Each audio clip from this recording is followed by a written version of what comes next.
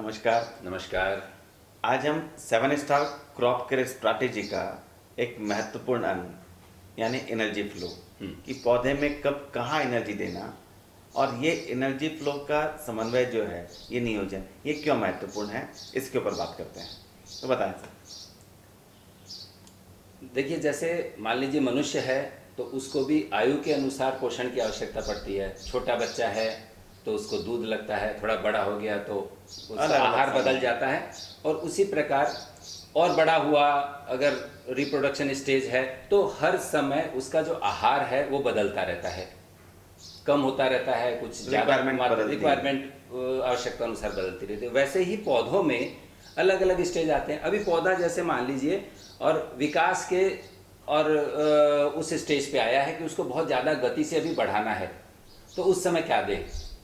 अभी पौधा बढ़ गया तो केवल क्या सीधा लंबा लेना है कि उसमें ब्रांचेज भी चाहिए, हमको शाखाएं प्रशाखाएं चाहिए, तो उस समय वैसे उत्पाद चाहिए। हाँ, जैसे हमने बात की कि प्लांट यानी मैन्युफैक्चरिंग प्लांट। यस। और इस प्लांट के पूरी जो फैक्ट्री है वो पत्तियाँ। तो जब तक पत्तियाँ और तने नहीं बनेंगे तब तक तो फैक्ट्री प्रोडक्शन ही कैसे करेगी। तो अभी प्रोडक्शन फैसिलिटी बिल्ड करने की जरूरत है। हाँ, तो यानी शुरुआत स्टेज में तने बने, शाखाएं बने, बिल्कुल पत्तियां बने, यानी वेजिटेटिव ग्रोथ जिसको बोलेंगे।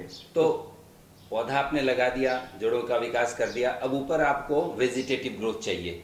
तो वेजिटेटिव ग्रोथ के लिए आपने जैसे ग्रीन फ्लश है उसका स्प्रे कर दिया, तो क्या हो जाएगा, इससे न सिर्फ पौधा अच्छी तरह से विकसित होगा बल्कि उसकी जो शाखाएं और प्रशाखाएं मतलब ब्रांच और सब ब्रांच ये भी बढ़ेगी।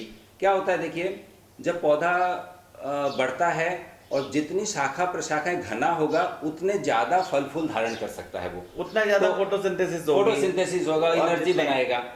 तो शुरुआती स्टेज में आपने ग्रीन फ्लश के माध्यम से उसको फ्लरिश कर दिया। ठीक है। अब पौधा बड़ा हो गया, मजबूत हो गया, और अगर हम कैश क्रॉप की बात करेंगे तो 40-45 दिनों के बाद में फूल धारणा होती है। तो उस समय आपने इस प्रकार के उत्पाद जो फूलों को बाहर लाने में मदद करता है और उनको फ्रूट सेटिंग में मदद करता है, यानी ब्लूम करता है उसको, तो ग्रीन ब्लूम का आपने प्रयोग किया उस समय। हाँ, यानी जो एनर्जी सिर्फ वेजिटेटिव ग्रोथ में जा रही थी, बिल्कुल, और जो स्टोर की उस एनर्जी को अब हम फूलों की तरफ डाइवर्ट करेंगे, क्योंकि उस समय फिर से अगर हमने उसको बढ़ने की गति दे के रखा तो सारी एनर्जी वो बढ़ने में ही जाएगी और जो हमारा उद्देश्य है वो तो पूरा होगा नहीं। हाँ, पहलवान तो बन गया। हाँ, पर पैदावार कुछ नहीं, मेडल भी तो चाहिए। तो इस प्रकार उस समय जो फूल लग गए तो फूल झड़े नहीं, फूल ज्यादा लगे, फूलों के ऊपर अच्छे फल आए, उसके लिए ग्रीन ब्लूम का प्रयोग किया। अब फल लग गए, बहुत सारे फल लग गए हैं, तो उस समय चाहिए। तो इस प्रकार अलग अलग स्टेज में, हाँ, जैसे अब बन गया तो उसको काफी न्यूट्रिशन चाहिए। बिल्कुल, तो वो न्यूट्रिशन दिया, उसमें स्वीटनेस बढ़ानी है तो जो प्रोडक्ट से मिठास बढ़ेगी एकदम, जैसे पोटैश है, हाँ, उस तरीके के प्रोडक्ट दिए।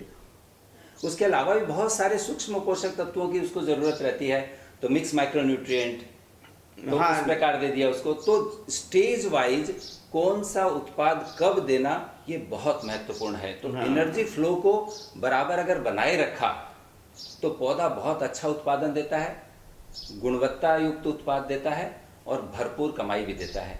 तो बिल्कुल ध्यान रखना चाहिए कि एनर्जी फ्लो को बिल्कुल भी डिस्टर्ब न करें। तो सिर्फ एनर्जी नहीं देना है, सही समय पे सही एनर्जी देना है और पौधे में उसको सही दिशा में डाइवर्ट करना है। बिल्कुल। फिर एनर्जी फ्लो को मेंटेन करते हैं तो पूरे न्यूट्रिशन का सही उपयोग करेंगे और उसका ज़्यादा से ज़्यादा प्रोडक्टिविटी हम अपने पौधों से ले सकते हैं। धन्यवाद। Thank you. अगर आपको ये वीडियो पसंद आया तो लाइक करें, कमेंट करें और शेयर करें अपने दोस्तों के साथ। और अगर आप हमारे साथ जुड़े रहना चाहते हैं तो चैनल को सब्सक्राइब करें।